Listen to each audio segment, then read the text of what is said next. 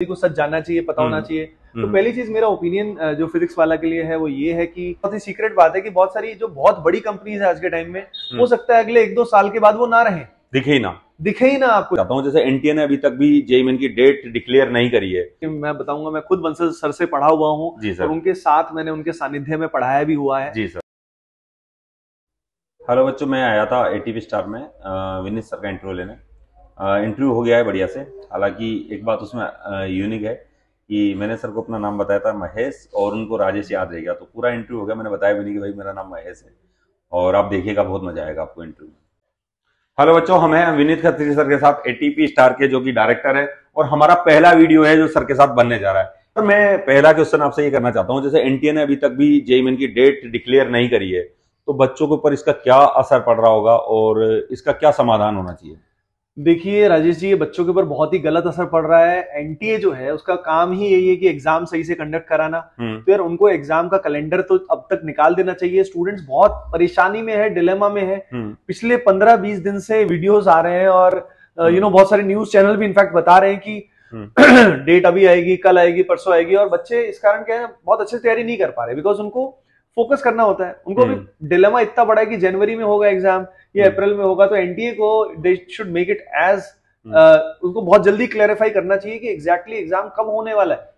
बच्चे डरे हुए होंगे सर, शायद, है ना? बच्चे बहुत परेशान है। देखो ये सिचुएशन सभी बच्चों के लिए कॉमन है, तो एक्चुअल में तो जो सभी के लिए कॉमन है, फर्क नहीं पड़ता। पर एनटीए का जब काम ही यही है, तो अगर वो अपना काम ठीक से नहीं करती है, तो हमारा ये मान लीजिए एक ये मतलब दायित्व बनता है, ताकि हम बताएं कि यार ये काम सही से उनको करना चाहिए और टाइमली उनको एग्जाम के बारे में बच्चों को इन्फॉर्म करना चाहिए।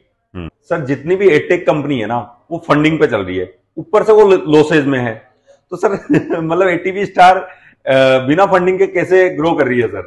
देखो, सबसे पहले राजेश जी मैं इस एस्पेक्ट के बारे में बताऊंगा कि ये इतनी लॉसेज में क्यों चल रही है। क्योंकि देखिए इसमें ना ज्यादातर जो इंस्टीट्यूशनल इन्वेस्टर्स होते हैं, वेंचर कैपिटलिस्ट होते हैं, वो अपना फंड्स लगाते हैं। और वो फंड चाहते हैं कि उनको 10x ग्रोथ मिले, 20x ग्रोथ मिले। उस कारण क्या करते हैं, वैल्यूएशन गेम चल रहा होता है कि हम इतने बच्चे जोड़ लेंगे तो वैल्यूएशन आ जाएगा। तो पहले वो प्रॉफिटेबिलिटी की सोच ही नहीं रहे थे। लॉसेस से उनको फर्क नहीं पड़ रहा था क्योंकि वैल्यूएशन बढ़ती जा रही थी। लेकिन अब क्या है कि जो इजी मनी बाहर से आता था, यानी बाहर से बहुत ही लो इंटरेस्ट पे यूएस से बैंक से पैसा मिल जाता था, जापानीज बैंक से पैसा मिल जाता था, वो आना बंद हो गया because of rising inflation. Inflation पूरे वर्ल्ड में बहुत बढ़ गई है, महंगाई बढ़ गई है, इसी कारण, क्योंकि पैसा सब जगह इतना इन्फ्यूज हो गया, तो अब वो पैसा आ नहीं पा रहा है। अब पैसा आ नहीं पा रहा है तो लोगों को फंडिंग नहीं मिल रही है। इसी कारण एडटेक कंपनीज ये मान लीजिए एक एक करके बंद होती जा रही है। जो भी फंडिंग बेस थी, जिनका बेस ही सारा फंडिंग पे इन्वॉल्व था, वो एक एक करके बंद होती जा रही है। इवन मैं आपको बताना चाहूंगा, एक बहुत ही सीक्रेट बात है कि बहुत सारी जो बहुत बड़ी कंपनीज है आज के टाइम में, हो सकता है अगले 1-2 साल के बाद वो ना रहे, दिखे ही ना आपको। जो आज सबसे बड़ी कंपनी, जो सबसे बड़ी आपको दिख रही है, हो सकता है अगले 18 महीने के बाद वो दिखे ही ना आपको, राइट? जिनकी सिचुएशन अभी भी बहुत खराब है, बहुत सारी फायरिंग्स हो रही हैं, उसके अलावा बहुत सारे सैलरी कट किए जा रहे हैं, तो क्योंकि प्रॉफिटेबिलिटी निकालनी होगी, लेकिन उनके डीएनए में प्रॉफिटेबिलिटी है ही नहीं, तो may be they will not survive. अब सवाल का दूसरा पहलू पे आते हैं, वो है कि हम लोग एटीपी स्टार, हम लोग कैसे ऐसे कंडीशंस में हम ग्रो कर रहे हैं, इतना स्ट्रांगली ग्रो कर रहे हैं साल दर साल। तो उसका रीजन राजेश जी ये है कि हम कोविड फेनोमेनन नहीं है, हम उससे पहले से ही काम कर रहे हैं। 2016 से हम लोग काम कर रहे हैं और ग्राउंड लेवल पे हमने बच्चों के लिए अच्छे रिजल्ट्स दिए हैं। और हर साल जब हम अच्छे रिजल्ट्स दे रहे हैं तो हमारा ट्रस्ट बिल्ड हो रहा है बच्चों में, जिस कारण ज्यादा से ज्यादा बच्चे हर साल हमसे जुड़ते जा रहे हैं। जहां तक फंडिंग की बात है, हम लोगों ने भी कुछ फंडिंग रेज की है, स्ट्रेटेजिकली रेज की है, यानी अभी हमने इंस्टीट्यूशनल फंडिंग रेज नहीं की है, क्योंकि इंस्टीट्यूशनल फंडिंग में क्या होता है कि काफी प्रेशर आ जाता है कि आपको जल्दी से ग्रो करना है। लेकिन हमें क्या है, अपना बेस बनाना था, हमने अपना बेस बना लिया है और इसके बेसिस पे अब हम काफी स्ट्रांगली ग्रो करने के लिए तैयार है। आई विश सर एटीपी बहुत ग्रो करे और आप भी बहुत ग्रो करें सर। बिल्कुल, धन्यवाद। धन्यवाद।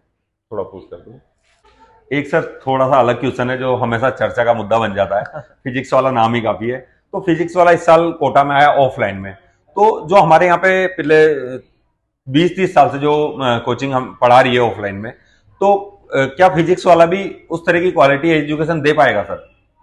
देखिए, मैं नॉर्मली राजेश जी मैं इन कंट्रोवर्शियल टॉपिक्स पे बोलता नहीं हूँ, लेकिन हाँ, आई थिंक स्टूडेंट्स को सच जानने का हक है, सभी को सच जानना चाहिए, पता होना चाहिए। तो पहली चीज मेरा ओपिनियन जो फिजिक्स वाला के लिए है वो ये है कि he is a very good human being at heart, तो बच्चों के लिए उन लोगों ने बहुत अच्छा किया है। ऐसे बच्चों तक जहां तक कभी कोचिंग एक्सेसिबल ही नहीं थी, वहां तक कोचिंग पहुंची। लेकिन ये चीज ना ऑनलाइन से ही हो गई थी। हाँ, ये मान लीजिए जब ऑनलाइन उन्होंने किया था तो उससे ही काम हो गया था, हजारों लाखों बच्चों तक वो चीज ऑलरेडी पहुंच गए थे, है ना।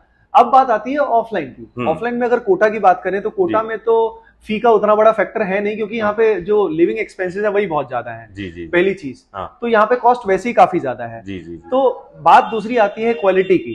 तो क्वालिटी में देखिए दे हैव टेकन टीचर्स, है ना। वो टीचर्स काफी सारे हैं जो दिल्ली से हैं, काफी सारे हैं जो कोटा से हैं। तो जो कोटा की मेथोडोलॉजी है उसको डेवलप करने में सालों साल लगते हैं। जी। अब आई थिंक मुझे लगता है it will be a challenge for physics वाला, उनके लिए काफी डिफिकल्ट रहेगा उस तरह का पूरा करिकुलम बनाना, वो भी इतना जल्दी, क्योंकि इतना जल्दी उनको बच्चों का इतना प्यार मिला, इतने हजारों स्टूडेंट्स मिले।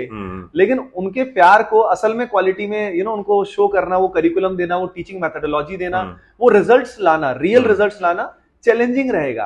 कर सकते हैं, ऑब्वियसली पॉसिबल है, लेकिन जिस चीज को बनाने में सालों साल लगे हैं कोटा के इंस्टीट्यूट्स ने जो पूरा बनाया है, आई थिंक कुछ साल तो मेरे हिसाब से अभी लगेंगे उनको उस क्वालिटी तक पहुंचने में। कोटा को के हिसाब से बनने के लिए कोटा की तरह सोचना पड़ेगा शायद सर। बिल्कुल सर, बिल्कुल सर। कोटा जो है शिक्षा की काशी है, यहाँ बहुत सारे ढेरों कोचिंग इंस्टीट्यूट है, लेकिन एटीपी स्टार क्या अलग कर रहा है सर बच्चों के लिए? देखो सर, सबसे बड़ा डिफरेंस जो है, जैसे कि मैं बताऊंगा, मैं खुद बंसल सर से पढ़ा हुआ हूँ और उनके साथ मैंने उनके सानिध्य में पढ़ाया भी हुआ है। जी सर। तो उन्होंने जो सिस्टम कोटा में एस्टेब्लिश किया, उसकी हेल्प से हजारों students top IITs and medical college में गए। देश का one of the highest selection ratio Kota से मिलता है बच्चों। जी सर। जी। हमने क्या प्लान किया? हमने ये प्लान किया कि यार बच्चों को क्या इससे भी बेटर सिलेक्शन रेशियो मिल सकता है।